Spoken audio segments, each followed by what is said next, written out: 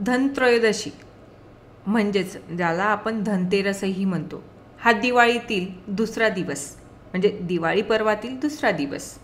हा दिवस आरोग्य, संपत्ती आणि शुभ प्रारंभ याचा प्रतीक आहे. तसं याला शास्त्रीय आधारसुद्धा आहे.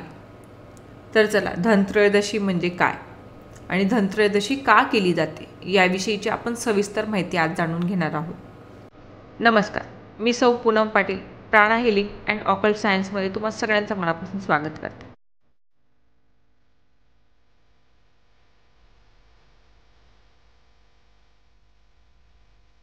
कार्तिक कृष्ण पक्षातील त्रयोदशी तिथी म्हणजेच धनत्रयोदशी.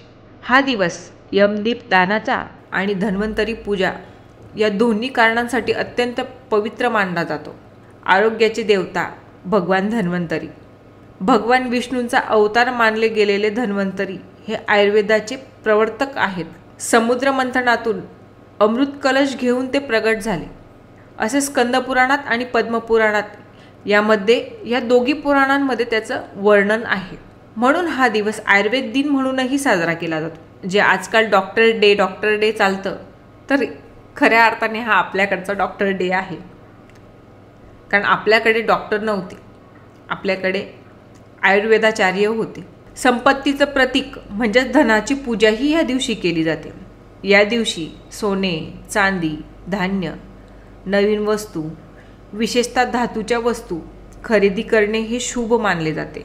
यामुळेच लक्ष्मीप्राप्ती व आर्थिक समृद्धी मिळते असा विश्वास आहे.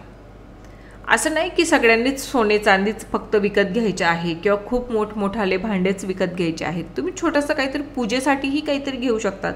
एक पितळाची वाटी म्हणा, दिवा म्हणा, छोटासा ग्लास म्हणा, पूजेसाठी घ्या किंवा घरासाठी घ्या. पण खूप विशेष महत्त्व आहे, ह्या दिवशी काहीतरी वस्तू घरात नवीन आलीच पाहिजे. याच दिवशी यमदीप दानही केले जाते. संध्याकाळी घराबाहेर दक्षिण दिशेला एक दीप प्रज्वलित करून यमराजाला दीपदान केले जाते. यामुळे अकाल मृत्यू टळतो व दीर्घायुष्य प्राप्त होते अशी श्रद्धा आहे. बघा ना, एकाकडे आपण धन्वंतरी म्हणजे जे आपल्याला आरोग्य प्रदान करतं असं देवाची आपण पूजा करतोय, आणि दुसरीकडे यम जो मृत्यूचे कारक आहेत त्यांचीही पूजा करतोय. म्हणजे ही किती अमेझिंग एक साखळी आहे, अमेझिंग कॉम्बिनेशन आहे. मग ह्या दिवसाचा संपूर्ण पूजाविधी कशी राहणार आहे हे आपण आज बघूया. सकाळी लवकर उठून स्नान वगैरे शुद्ध व्हावे आणि घरही स्वच्छ करावे, रांगोळी टाकावी, तोरणं लावावे, फुलांचे असतील तर फुलांचे लावावे.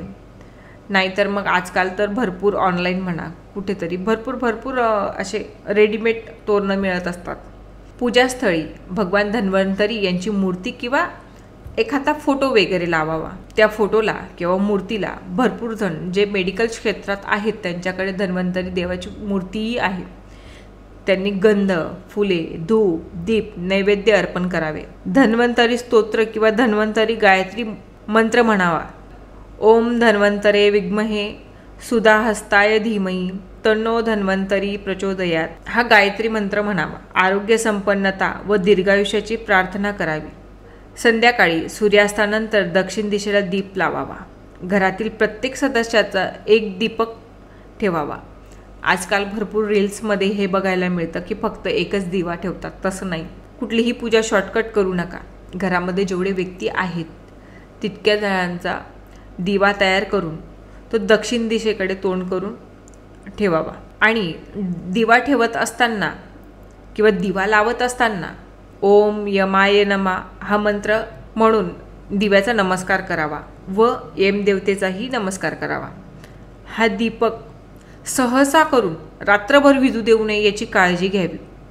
एवढं पण सोपं नसतं कुठलाही गोष्ट करणं. म्हणजे नुसतं दिवा लावून दिला आणि लावून दिला, तो विझतोय राहतोय याच्याकडे लक्ष न देणं असं नाही आहे. तुम्ही जर खूप मोठी गोष्ट मागत आहात त्याच्यासाठी तुम्हालाही तेवढे प्रयत्न करावे लागतील. गरुड पुराणमध्ये यमदीप दानाचे महत्त्व सांगितले आहे. भविष्य पुराणामध्ये या दिवशी केलेले दान म्हणजे कुठलीही गोष्ट दान तुम्ही करू शकतात. असं नाही की पर्टिक्युलर हेच, किंवा जे आपण घरात दीपदान करणार आहोत या सगळ्या पूजेचे फळ जे आहे ना ह्या दिवशी अनंत पटीने वाढते. या दिवशीची जी तिथी आहे ना, ह्या दिवशी तुम्ही जी पूजा कराल ती अधिक फळ देणारी असेल.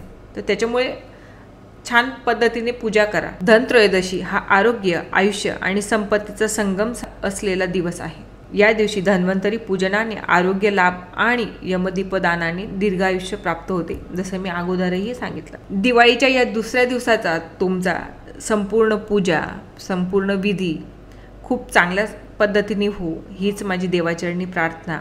आणि सगळ्यांना पुन्हा एकदा दिवाळीच्या हार्दिक शुभेच्छा।